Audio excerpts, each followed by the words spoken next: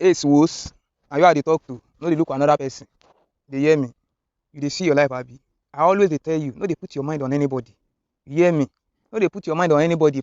My pastor, my prophet, my alpha. You no dey get sense. No, before anything happen to you, you go dey rush dey find two things. My phone, no, my phone, no, my phone. If you see your phone, you go see begin dey search. My pastor, my alpha. Before you see the two things, the problem never kill you. You no dey use your sense. Sometimes if God wan still punish you sef, if you dey call go, if you call the pastor, the number no go go. Even the number go, pastor no go answer you that kind of time. Maybe they enjoy you, they chop chicken that time. That kind of thing never happened to you before. You never experienced that kind of thing before. Because of say you put your trust on another person, that is why your prayer dey delay before you answer. You can call your God, you can answer.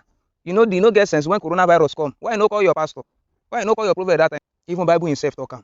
Say call me on the time of trouble, and I will answer you. Quran even still say so. At the only ask the you know one wise. Now you know. Come on there.